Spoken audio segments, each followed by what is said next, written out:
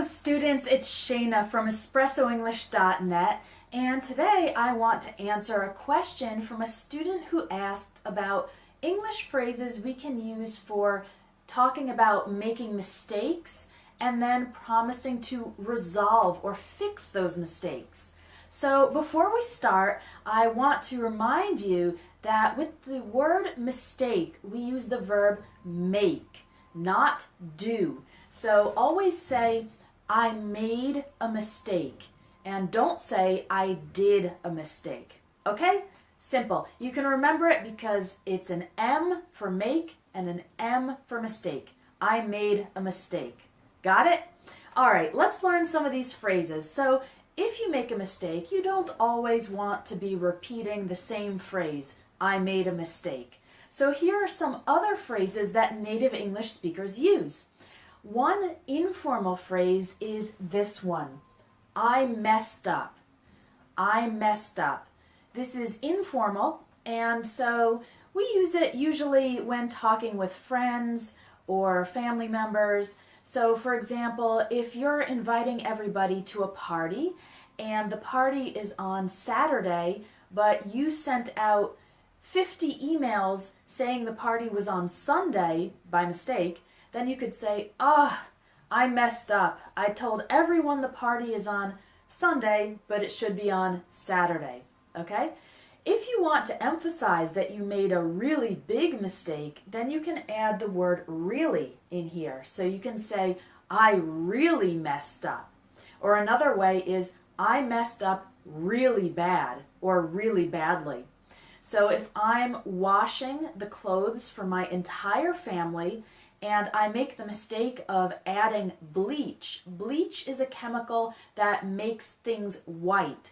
So if I accidentally add bleach when washing the clothes and I ruin everybody's clothes, so all the colors are gone, all the clothes now have white spots, then I could say, oh man, I messed up really bad when I added bleach to the laundry. Okay, so mess up is an informal way to talk about making mistakes. We also have this expression, I dropped the ball. And this comes from baseball, where the players need to catch the ball, and if they drop the ball, then it's a mistake, it's an error. And we usually use I dropped the ball when there's some task or responsibility that you were supposed to do and you didn't do it. So for example, if you're at work and you need to call an important client by the end of the day and you don't do it, and then your boss asks you, how was the phone call? Then you could say, I'm so sorry, I dropped the ball and I didn't call that client. Okay? Or if there's a group project at school and you need to write one page for the project and all of the other group members are asking you, hey, where is your text? And you didn't write it, then you could say, I dropped the ball, meaning I didn't do the task I was responsible for. We also have, it was my fault, and this phrase is used when you take responsibility that you were the one who made the mistake or caused the problem.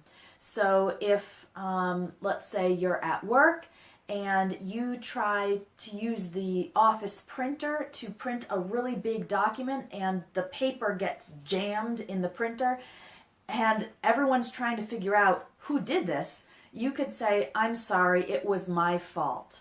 So this is just a general phrase that can be used at work or outside of work for taking responsibility. When there are many people involved, but you are saying, it was my fault, I'm the one who made the mistake or caused the problem.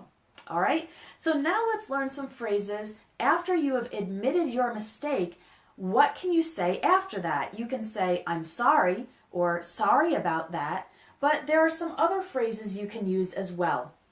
So a good one to use at work is this, it won't happen again. So if your boss finds out you made a mistake, you dropped the ball, and you want to promise your boss that you're going to be more careful in the future, then you can say this, it won't happen again.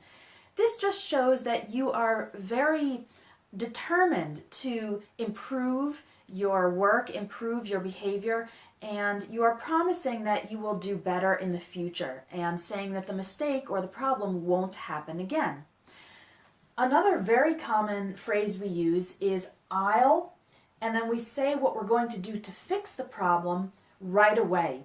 So you can say, I'll fix it right away, or I'll resolve this right away. In the example I gave earlier, when there was an important client that you didn't call, you could say, I'll call the client right away. Right away means immediately or very soon in the future.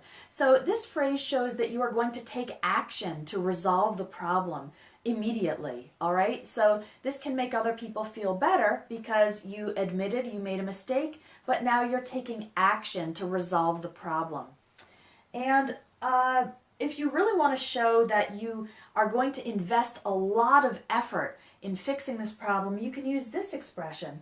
I'll do everything in my power to resolve the problem. I'll do everything in my power to make the client happy. Okay, so this is just a way to give extra emphasis to the fact that you are going to do everything, make many efforts to fix this problem, to make things right, and to make up for or compensate for your mistake. Okay? Another expression you can use, let's say that you have a problem between you and your friend. For example, you promised to give your friend a ride somewhere and you forgot, you didn't do it, and you're not sure what you can do to fix it, the relationship between you and your friend. You can ask the question, how can I make it up to you? Or what can I do to make it up to you? This is asking, what can I do to compensate for this problem or to repair the damage I've caused to our relationship? So that's a good one to use between friends when you've made a mistake, you've caused a problem, but you want to make things better. You can ask the person, what can I do to make it up for...